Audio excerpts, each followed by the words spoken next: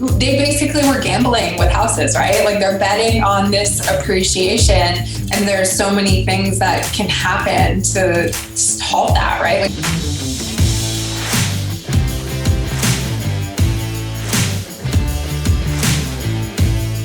So the question is this: how do most agents find the secrets to succeed in today's competitive real estate market, especially when the top agents are keeping those secrets to themselves?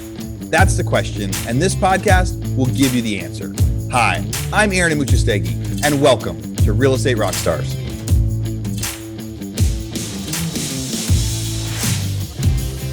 Real Estate Rockstars, this is Aaron Amuchastegui on with Kimberlee Meserve again today. This is at least her fourth time on the podcast. The first time I got to interview her was when she was one of the 30 under 30 realtor kind of breakout agents. And since then, we've done a lot of state of the market reviews, and happy to have her back on today. Kimberlee, how's it going? It's going well. I'm so excited to be here today. Thank you for having me again. I'm glad you guys aren't sick of me yet. No, we are not. It's fun to get to chat, and you're like an expert in a market that I'm still, it's a really unique market, right? So you're out in Boston, and before we hit record, we even talked about the idea that, iBuyers have been all over the news at different times, people trying to make real estate automated or replaced with software and things like that. And you talked about Boston being one of those places that's just so unique. Like there could be a house next to another one and the values are totally different. There's so many different things that because of the uniqueness where iBuyers never really went there, right? No. So we're just fine. I don't remember which company it is, but we're like just finally getting one of the big ones that announced that they're coming into this market like sometime soon. But gosh, like iBuyers have been around, I don't know, how long have they been popular for? 5, 7 years. And I've been like hearing about agents I know in other markets. How do you deal with this? And it's never been something that we've had to deal with.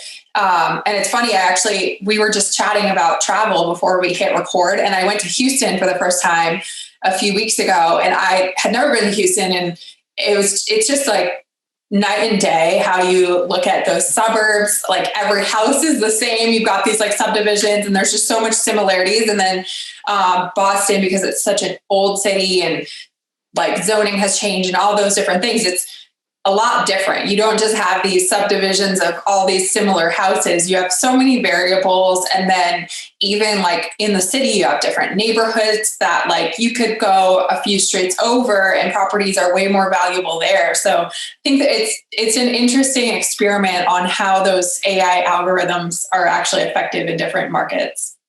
Yeah, there's almost like a niche that agents can fall into because there's different neighborhoods or different cities where people could specialize in that are kind of protected from the algorithm iBuyer. Because what the iBuyer wants to do is they want to be able to see something and within a minute make an offer on it, right? Mm-hmm. And there are some neighborhoods where we can do that when we're prepping for auction, we can do it. And there's others where you're like, no, this is custom, we can't. And so some subdivisions are so big out in Texas when they're building them out, like a subdivision could have 300 houses getting built, new construction. Well, that becomes someone's niche, like becoming a master of just those 300 houses because they'll know the 6 different floor plans. They'll know which ones are coming up, the difference between this builder quality or that builder quality to try to find it. But yeah, if you're trying to comp a house in Houston, in the suburbs where you are, and as you're flying in, you're like, okay, each subdivision has 35 of the same exact floor plan.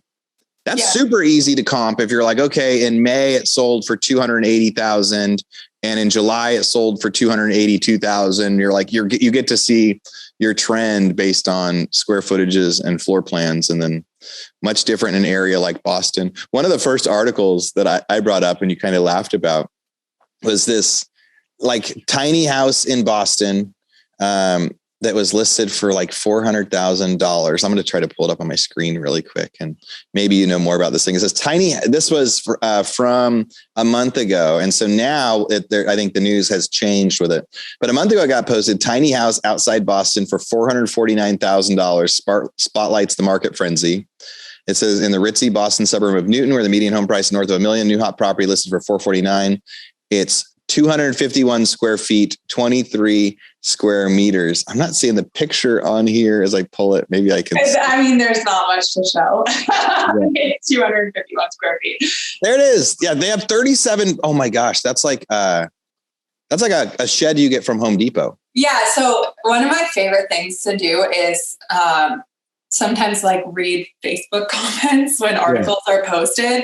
And I think there was an article in like the Boston Globe or something. And then I'm seeing all these comments from strangers that are just like irate about the prices. And like, obviously the appreciation, we know there's problems right now, right, with the market and what is going in, but it's just sometimes so funny to read those things. But the crazy thing is that house is on so it's on Route 9, which is, it's like 2 lanes each direction with like a guardrail in the middle. It's a busy like commercial road. It's not a desirable location.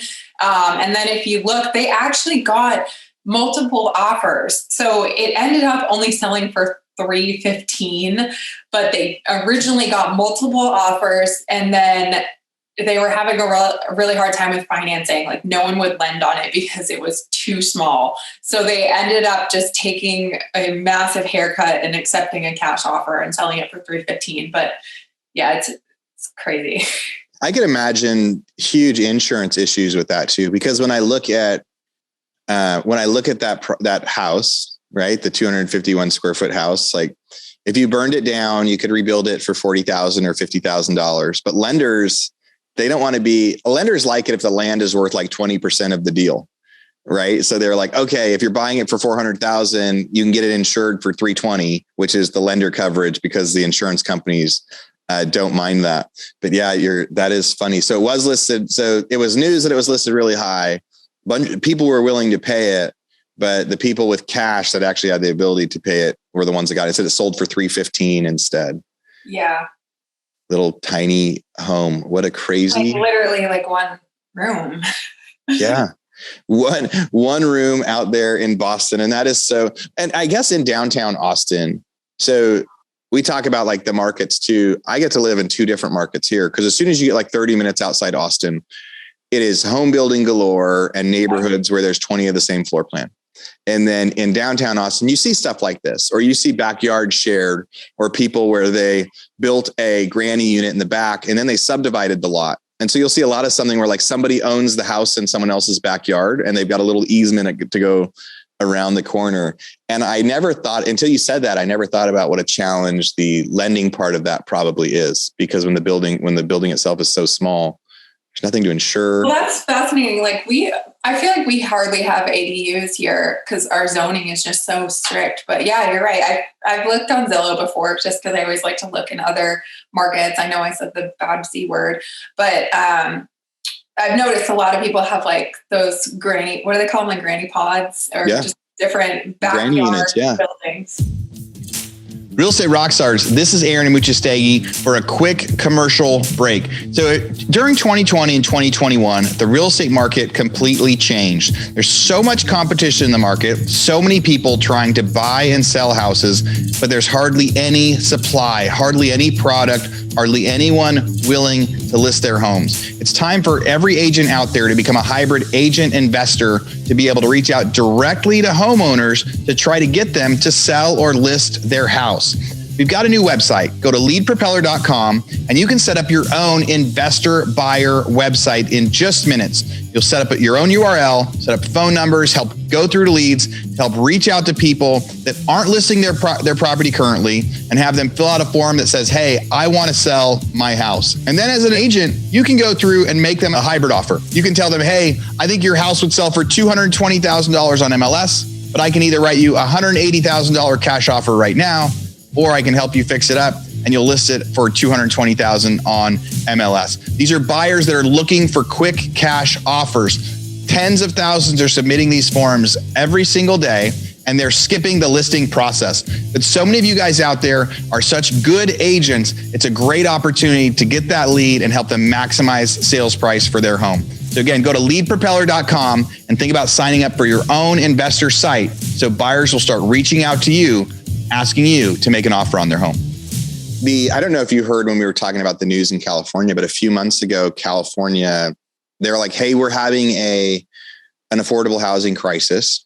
And so they're encouraging ADUs, and they decided that any kind of lot out there, as long as you could fit it in the backyard, was now allowed to have an ADU on it. So SFR neighborhood was now allowed to have an ADU in the backyard. And then even super strict places like Santa Barbara that used to be really strict, now you can convert any garage to a 2-bedroom ADU. So people are out there. There's a business out there called ITSI, ITSI, and that's in Santa Barbara. Their whole focus is to go reach out to homeowners and say, hey, we can convert your garage into a 2-bedroom apartment, and now you can rent that out for $1,500 a month. Like, parking was such a huge issue, but imagine if garages start converting over. The other kicker is that the city, the law in the state is something like you have to approve the permit within 30 days for it.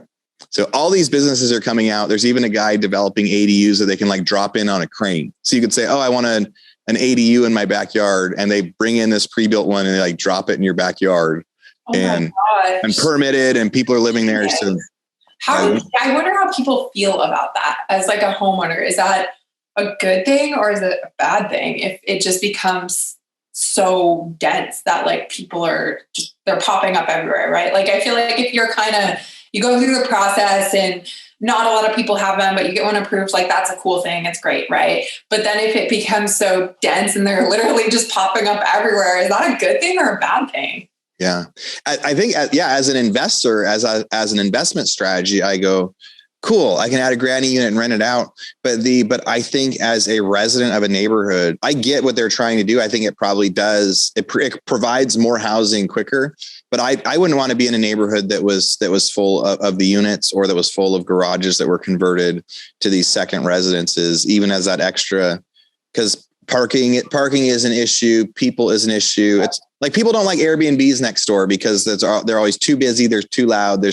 People don't like living in rental neighborhoods because there's traditionally 3 or 4 cars with a rental house, compared to like if a homeowner owns it, they usually only have a couple cars. Right? Oh yeah, I know all about that. So I own a 2-family.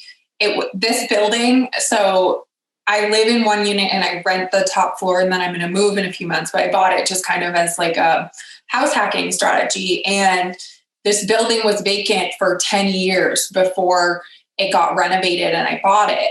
And so my street is not very busy. You don't need a permit to park on it. There's plenty of spaces, but I have tenants upstairs. So they have 2 cars and then we have 2 cars. And my neighbor the other day was like, well, like you guys have a lot of cars and I just want to make sure I have a spot to park. It's like people get really upset about that kind of stuff. And there's a lot of 2 families on this street. So it's not like we're the only one.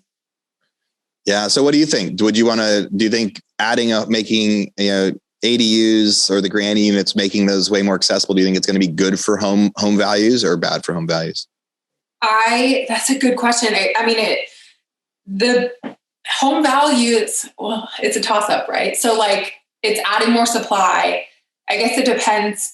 Do you have the ability to like sell that part off? Like how much can you subdivide off your land? Because if you can do that, then it's definitely not good for home values because it creates more supply. It's a toss up. I wouldn't want to live in a neighborhood like that as a homeowner, but I think it's brilliant as an investor, right? Because like instant value add. I think I think the coolest outcome for them is, so in my house, we have a regular house, and then my office is in a detached like little house in the backyard. Right. So I think for owners, being able to instantly add an extra, home for like guests to stay in when they're in town, or for a home office. Like I like the ability to add a building in the backyard for that. And I think that could increase values, because the houses in my neighborhood that have granny units end up selling for a lot more. But if it's all but none of them are rentals. Nobody rents out their back unit in these properties. It's like, it's convenient to have, but it has not increased the tenant relationship. So yeah, I think overall, I don't think it's going to be good for home values. I think most of the people are not going to want to live in a neighborhood that has a ton of ADUs in it. But there's a big business, and I could be wrong, and someone will send me an Instagram message right now telling me how wrong I am. Also just like when you said there's a company that will like drop them in, I'm just like visioning in my mind, and this is obviously not reality, but like helicopters just like dropping them in left and right. Yeah. Dude, I know a guy. So I've got a guy in my GoBundance mastermind that did it. Maybe I can find a video while we're on here. I found it. Maybe you're going to think this is so wild. It's almost like a helicopter, but check this out. That's a house getting dropped into a backyard in San Jose. I love the caption. It's a bird, it's a plane, it's an ADU. Yeah, it's a bird, it's a plane, it's an ADU. Looking at that, like that is crazy. People are dropping the stuff That's in. a really smart business if you're in the right market. Yeah, you're in the right. So anyway, so you won't see that out there in Boston right now, but you'll see another. Probably not ever. We have a lot of, I think the term is NIMBYs. It's one of my favorite places to come visit, though. When we got to do homeschooling local in Boston, there was nothing quite like it. So much history out there. All right, here was one you sent over. Lawsuit filed on behalf of Zillow shareholder after the flipping business folds. A lawsuit filed in federal court Tuesday alleges Zillow illegally failed to disclose shareholders that it was struggling to accurately predict home prices for its flipping business, which ultimately led to the company to shutter its operation. Yeah, so I read a couple articles on this because it's kind of top news right now. And basically, shareholders are saying that Zillow failed to accurately disclose that they were having trouble with this. Yeah. That's not something I was thinking about when I saw the headlines. I forget about the fact that Zillow is publicly traded. There's been a lot of laughing, a lot of everything, and people going, "Oh man, they missed it," or "Oh, we should have seen it." And part of how this story broke at different times, we talked about it on a State of the Market when they first said, "Hey, we're closing down operations," right? And they were not saying, and at that time they could have disclosed to shareholders probably. Yep. And they still just said, we're taking a break until the end of the year because we have a lot of houses. And that was kind of what was spoken out. And then Business Insider was one of the places that they decided to go do some research. And I know one of the people that wrote the articles, that was one of the researchers on the article. And they went into these different places and they said in Phoenix, they were losing money on something like 90% of the properties they had in Phoenix, or 95. So then Business Insider broke that story. And then that got big and that started getting shared all over the place. They're like, whoa, they're losing money on 95%. And I think it was the next day, maybe, that Zillow decided to finally say, okay, we're shutting it down. We're laying off 25% of the workforce. We reached out to Zillow after that. We're like, hey, do you want to sell us some houses? And they're like, believe me, we've had hundreds of inquiries saying the same thing. Really? I even saw a note of a guy saying, I sold my house to Zillow for $500,000. They reached out and asked me if I wanted to buy it back. And I offered them $350,000 and they said, okay. Yeah, I saw there was a thread on Reddit of people talking about their experiences of selling to Zillow. And there was a lot of stories like that of like people having the opportunity to essentially buy their house back for cheaper than they sold it for. It's crazy. I think the lesson of their lawsuit, again, it's forgetting. It's easy to forget, like, they're publicly traded. And they're publicly traded for people that invest into something or invest into a business plan. And it really was, even though Zillow was set up to be involved in real estate and their mission was to own every part of that real estate process, getting to see that significant of a change is like, oh yeah, like when you're going to try new business plans, it's not just about failing. I wonder, what do you think? Do you think the lawsuit's valid? Do you think the person has a chance? Like, I know we're not legal experts at all, but if you were like judging it, do you feel like that's a fair argument? I think so. I just feel like they took something, and yeah, like essentially what our real estate businesses are just like a method of delivery of a product, right? Like that's what all businesses are. But I feel like they over commoditized the real estate transaction.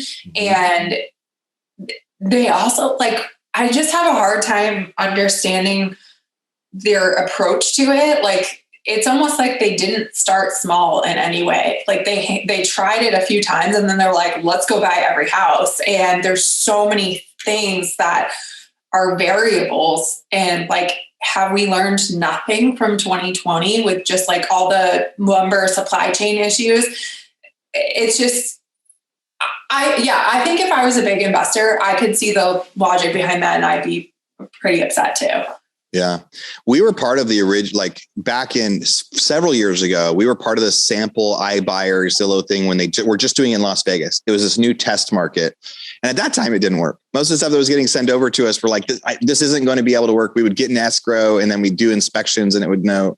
Like it didn't work when we were actually able to go through a normal escrow process. Their values, I don't know. This is fundamentally, so his big statement said, Fundamentally, we've been unable to predict future pricing of homes to a level of accuracy that makes a safe business to be in. So future pricing of homes. Now, maybe part of that statement is saying, over the last year, prices went up 20%, prices went up 20% again.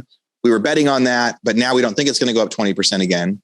But I think then investors and stockholders go, oh, this estimate's not as good as it is. But it said that Zillow shares sank 23% the next day. That's such a great article you found. So sank 23%. And part of the lawsuit says, well, in our earnings call in May and August, Zillow said in May, the iBuyer program is surpassing our internal expectations. And then in August said surpassing and continues to accelerate. So the last two earnings call was like, everything is awesome, better than we could have imagined. And then all of a sudden it was like, okay, we made a big mistake. We're out. So yeah. And that's crazy how quickly that changed. And it's like lesson learned. They basically were gambling with houses, right? Like they're betting on this appreciation, and there's so many things that can happen to halt that, right? Like what if, not that it's going to happen, but a lot of times like interest rates, those things are tied to big events. Like someone could have bombed the US and started war. Like that's going to change things. And we don't often think about that stuff, but like that could change interest rates. Suddenly your buyer pool slows down. Like it's almost like they just failed to think about all these things. And they're like, woo, like the real estate market's on fire. Let's take advantage of it. Right. Which is what normal people, like normal, regular people, they're doing that, right? They're like, let's buy Bitcoin, let's buy houses. Everything's going crazy. But they're publicly traded. They're dealing with someone else's money. Like they have a fiduciary responsibility. Yeah. It's not Bitcoin. Like if you're like, oh shoot, like Bitcoin is tanking, sell. Like real estate, you don't just like sell it so quickly like that. One thing that disturbs me a little bit about them fire selling it is they do have a lot of data. They know how many people are clicking on houses. So I think deep down, they know, like they probably have stats that you and I couldn't think about for how many people are still looking to buy a house in Texas or in Boston, right? Because part of me says that in all these markets they're in, prices have gone up 17% over the past year, something like that, between 15 and 20, but it's like 17 on average. Interest rates are 5%. I'm sure they get cheap money. Even if they're down money, part of me goes, well, why don't you just hold the houses for 6 months? If you believe the market's going to continue, just hold the houses for 6 months. It's going to appreciate faster than your interest rate, and then sell them at that point. So you're not taking such a huge loss for investors. It's part of me is like, it's almost irresponsible to fire sell them unless they think the market has now leveled off. Like not saying it's going to go down, but if they're saying, it's not going to increase anymore. So every month when we hold it and we pay that holding cost, it's better just to get rid of it. No, I think I don't think that's what it is. I think I kind of wonder that, do they actually know how to interpret the data that they have? Because if they did, like we're talking about a company that's going in and like, I've heard tons of stories about like OfferPad offer this for my house, Open Door offer this for my house. And then like Zillow just knocks them out of the park. It's like, it's almost like there was no logic behind what they were doing. They're just like, whatever, like, let's do whatever we have to buy all these houses with like no, there's a lot that I would love to know about what was going on there.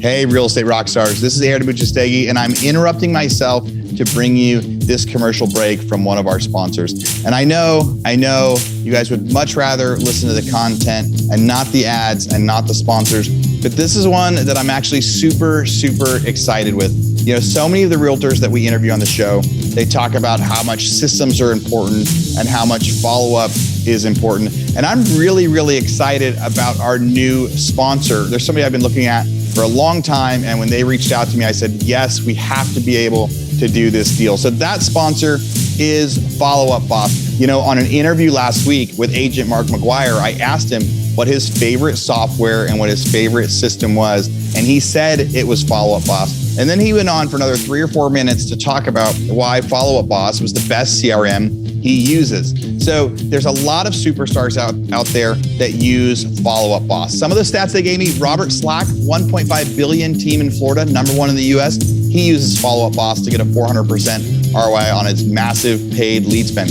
Deborah Beagle, co-owner of the Ashton Group in Nashville, uses Follow Up Boss to guarantee that agents who join her team get 2 homes under contract in the first 90 days. That's a big guarantee for new agents. Barry Jenkins of your friends in real estate uses Follow Up Boss to automate everything so his team can produce $200 million on 25-hour work weeks. All right, so here's an offer.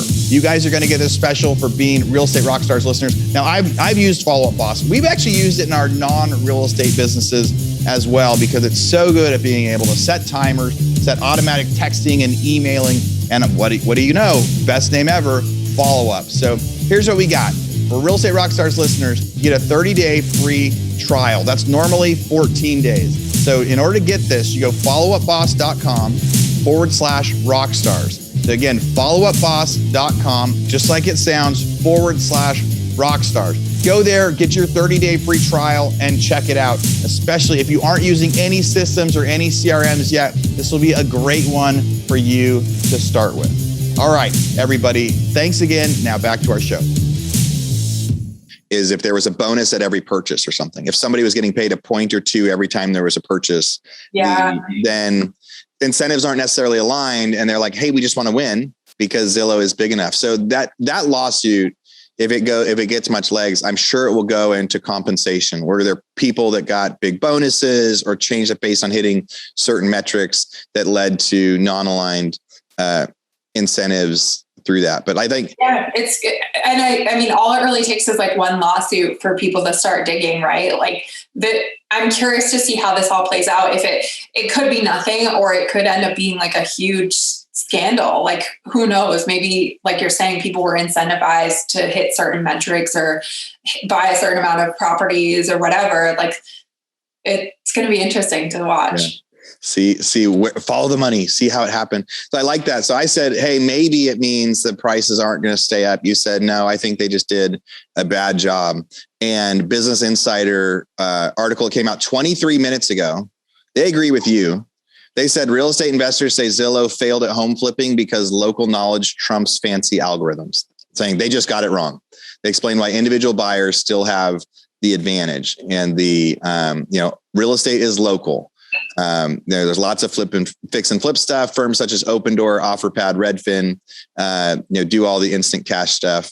But it does talk about, small investors and big iBuyers face the same challenges, but the individual person, with local market knowledge can trump stuff. Well, it's true. It's back to what we were talking about, right? Where like you could be in one zip code, but you go 2 streets over and things are totally different. And that's part of that, just boots on the ground, that it's going to be really, really hard for these AIs to replace. I've never been able to invest very well in like downtown Austin, because down there you do have $1 million house next to a $5 million house. And I've always been a flipper that's like, I choose areas. I love these new home neighborhoods because I don't have to do any thinking. I go, yep, there's the data. Now I know exactly what my risk is. But the local type stuff, they tried to go into more items. We should see how it works.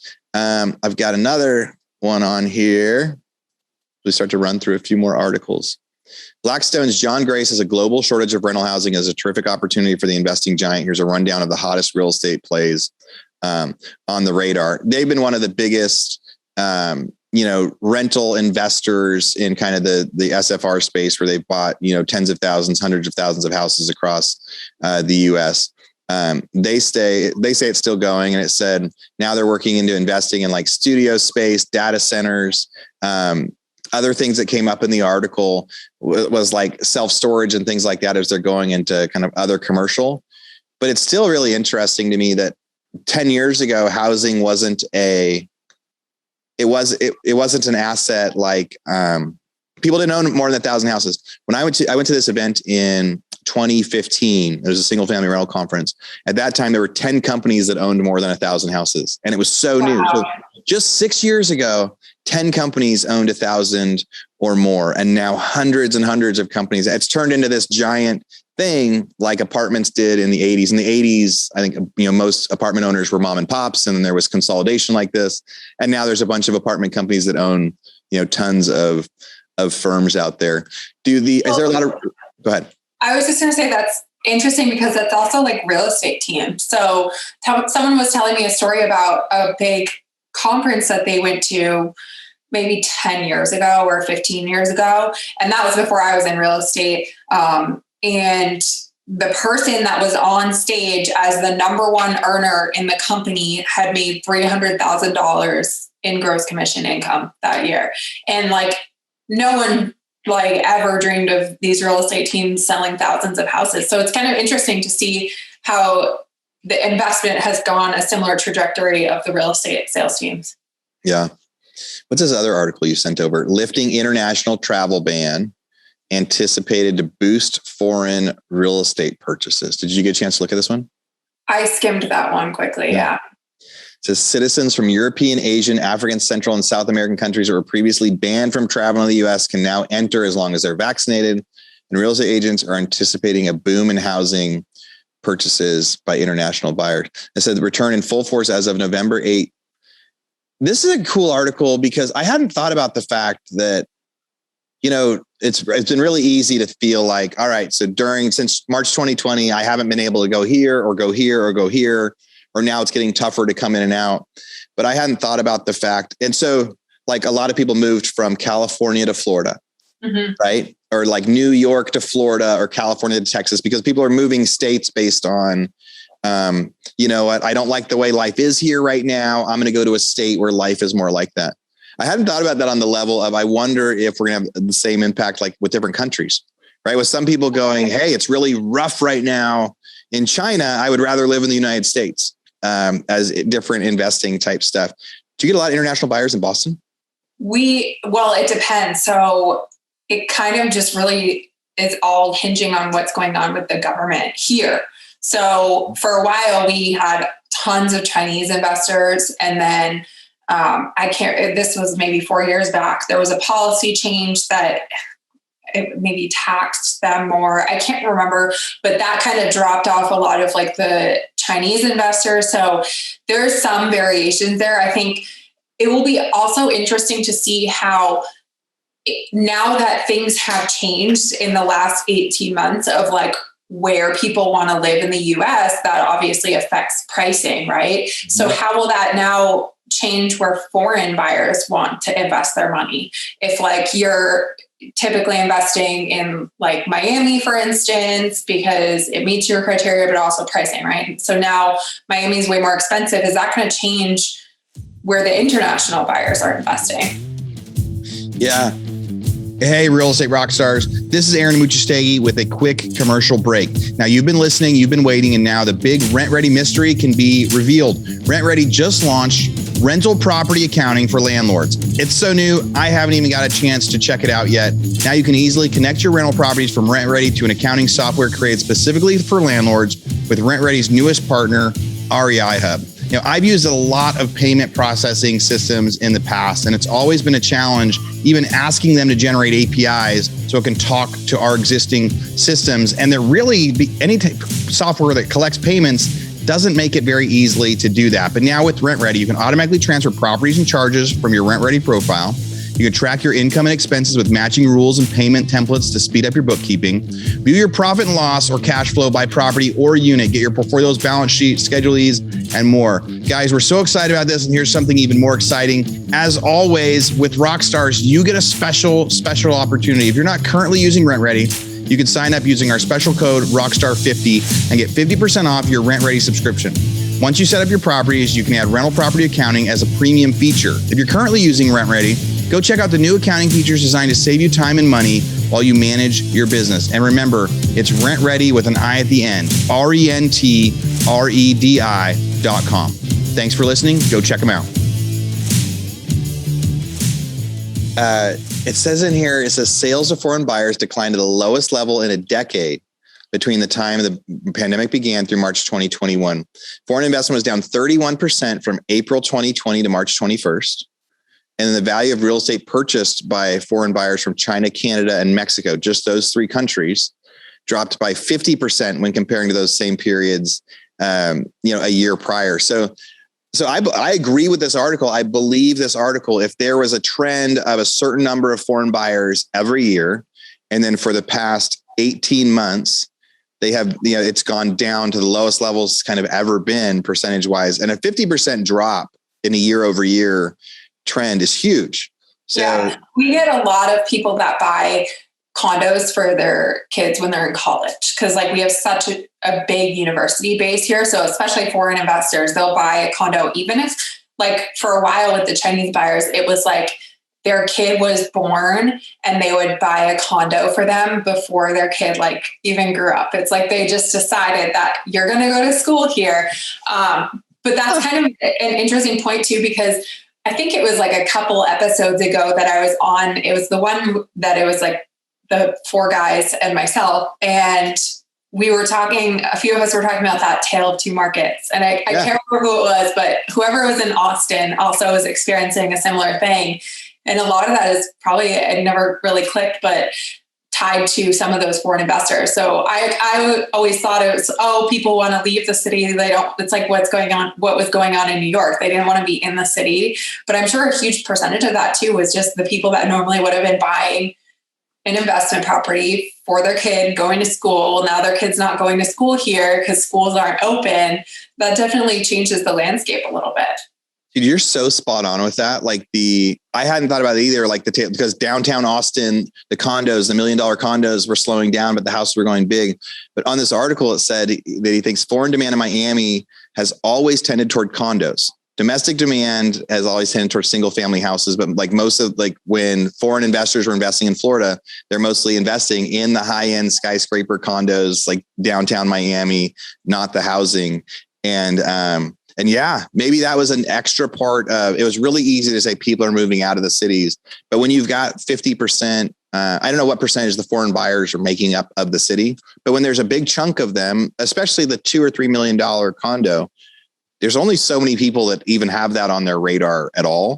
And you miss 2 or 3 of those possible people in a 50 unit complex.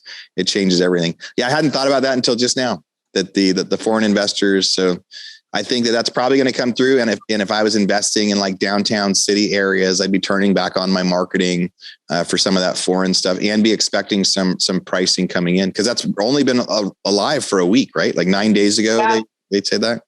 Well, what's crazy too is like, if we're going to talk about cities, is how quickly New York has rebounded. I don't know about sales, but I've been seeing lots of things like people were getting these crazy COVID rental deals, and now it's hitting renewal time and the rent is just skyrocketing. Yeah. Yeah. It was like there was a fire sale to rent the stuff out before, but a lot of the city is active again. They have different restrictions that they're still working with, but business that New York is known for is open. You know, Broadway's open, the stuff in the downtown. I interviewed so many people over the last couple of years that lived in the downtown area, and they lived there for the amenities. And when the amenities were gone, it was like a depressing time for them. And now as the amenities are coming back, those developers are gonna have to make up for lost time too, where we're seeing crazy year over year rent increases out in Texas, just because the market demand. I imagine the stuff in those cities where now they're back, it's just going to be crazy.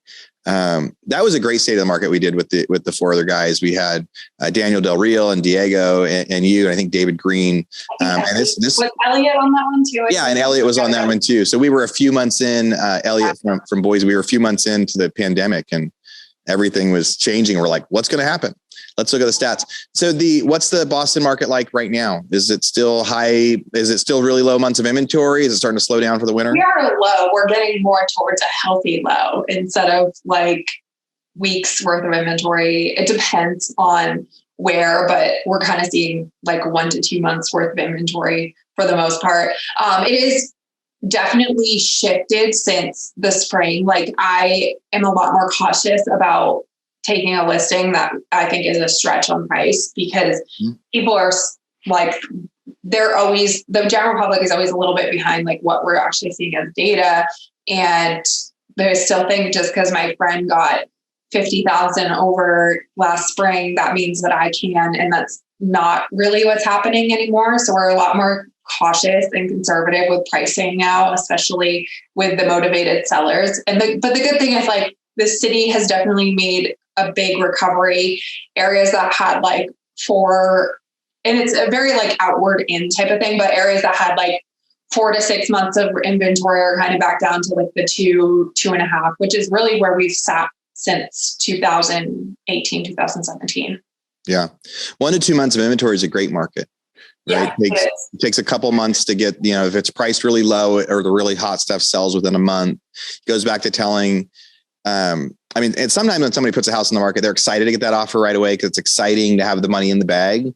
But then when they realize they have to move so quick, I think for a lot of people, the emotional part of selling a house, a 1 to 2 month inventory is a good, healthy process because they're going through the process and then they get an offer and then they get to like kind of mentally accept like, okay, this is what we're doing next. And I think last winter never slowed down, and some of these markets usually did because there was so much pent up demand. I remember, in Baltimore and Boston, places where usually there's nothing going on in December, there was stuff going on and people were doing inspections, like the snow's on the ground. They're like, all right, we're just waiving inspections because we can't see the roof and we can't see the ground. And I bet that now we'll see more normal winter slowdowns in places. Here was a cool Boston article that came up to Boston hotel in 1919 Black Sox scandal bought by lab developer. This was a Bloomberg article. Did you see this one? I didn't. Yeah, you were telling me about this. Yeah, okay. Hotel near. Go ahead. I didn't realize this had to do with the World Series. Yeah, so it's from way back when the World Series came. A hotel near Fenway Park that featured in the 1919 World Series fixing scandal. The Black Sox scandal where they fixed the World Series has been purchased by a developer as a biotech boom drives Boston Commercial Center. So that's Hotel Buckminster. It's a pretty cool property. I bet it's as you drive by, it's probably a recognized spot. It's interesting that they're bringing a biotech company in there. I mean, it's going to be great. There's a lot of restaurants and things that unfortunately had to close their doors in the pandemic in that area. So it's really good for the area, but it's just not a space that you see as much biotech. Like a lot of our biotech startups are kind of centered in one area in Cambridge. So yeah, it says in the Boston area, I had no idea that Boston and biotech was a thing. It says the vacancy rate for lab space fell below 1% in the third quarter, the lowest in data since 1995. So there's so much biotech there. They're actually tracking lab space and vacancy rates. And it says if you have a 1% vacancy rate, you have a crisis. So that's probably why they're bringing it in there. If they're saying there's no place for it. Yeah, there's a lot of biotech, like a huge amount of my clients are scientists, which I like them as clients. Smart people. There is a whole bunch of smart people that come out of all those fun schools in Boston. Our last Zillow shot today, the Business Insider article that came out. Oh, I love this title. Yeah, read that one for the people that aren't watching it. Zillow just stopped buying up homes. Its rival Opendoor went on a binge, averaging 165 houses a day last quarter. Yeah. So back to that's an awesome headline. So Opendoor pioneered iBuying. They did it. They did do it first. Zillow slowed down. So back to my worry of, hey, maybe Zillow's pretty smart. Maybe they think prices aren't going to keep going up. And Opendoor is like, cool, get out of the way. We're good at this. 165 houses a day. So I wonder though, it's like, is that clickbait? We obviously didn't read the entire article, but I wonder how many of those are just deals that Opendoor would have had anyways. But then with Zillow coming in, offering these just unrealistic prices, Opendoor was missing out on those deals. And so is it just making up for lost time, or what's really the story going on there? Yeah. Yeah, it'll be that's a big part of it because they list the houses for sale themselves. There's like an Opendoor sign up. I'm getting an email probably once a month saying like, hey, go tour these Opendoor houses before they go live on the market. So now they're trying to sell them without agents, like direct to whoever on their email list. So the company said it owns 17,000 homes, its largest inventory worth $6.3 billion is what Opendoor has. And the company lost $57 million. It said Opendoor said its revenue nearly doubled quarter over quarter to $2.3 billion, but the company lost $57 million during the period, an improvement over $144 million loss during the past 3 months. So they still haven't figured it out yet. As they're buying. That's crazy. Right? I love it. That I just have to laugh. It's like, oh, but we're not losing as much money anymore. during some of the biggest real estate boom. I mean, I've been in real estate for 20 years, and this is still the biggest boom increases I've seen. Like this is bigger than the booms that we saw in 2005. And if the housing market's going up that high and you're still losing that's bad. That's a funny thing. That's like the article starts with Opendoor is still winning since Zillow left. And then the fine print is, and they only lost $50 million this last quarter. But don't worry, like before that, we lost 100 million. Yeah, we're doing way better. We're doing way better than we were before. If the market just keeps going up, by next quarter, we'll be at a break even somehow. This was a ton of fun, Kimberlee. I love getting to have you on here so we can talk about the news. Anything else that you want to say to anybody out there? As always, they're going to want to reach out to you, see some of the stuff we're doing. Kimberlee, when I first had her on, was well known for doing first-time buyer workshops, and she moved to like a new area. I mix up some of the cities, but like in Boston, it was a new market she wasn't in before, and was able to build just a huge business from the ground up, focusing on these new home buyer things out there. So really cool podcast to go back to listen to later. But Kimberlee, anything else you want to say? Ways for people to reach out to you? If somebody wants to connect with me, the easiest way is on Instagram at Kimberlee Meserve. It's Kimberlee with 2 E's at the end instead of a Y. I'm just happy if you guys have questions and want my help, feel free to reach out. Like I always love just giving back to the real estate community because I've had others help me along the way. So I appreciate it and want to give back. And thank you for having me on. I always have so much fun doing this. So anytime you want to have me back, I'm always willing to chip in. Yeah, you did great. It was cool that you disagreed with me on some stuff. And then on the next articles, we saw that you were the one that was right. So I need you on here more often. It'll help keep me honest. So Kimberlee, thanks for being on the show, and Real Estate Rockstars, thanks for listening. All right, Real Estate Rockstars, this is Aaron Muchastegui jumping in again to thank you for listening to the show. Hopefully you guys loved listening to that one. And I want to make sure that you know about all of the extra resources that we have. And also, we need your help. They say podcasts are free. You get to listen to podcasts for free. But what is the cost of that podcast? I would say if I could beg you to pay anything for that podcast, I would say the cost of the podcast is going and giving a review. So whether you download it on Google or Apple or YouTube or anywhere else, please go give us a review. Say what you liked, what you didn't like. It helps us get better guests. The more reviews, the higher we get in the rankings. Right now, we are the biggest podcast out there for real estate agents, and we want to keep that spot because we know there's lots of podcasts out there. So go give us a review. Also, be sure to go to hibandigital.com. If you liked any of the resources that those real estate agents talked about, we've got a huge video vault of those resources for free.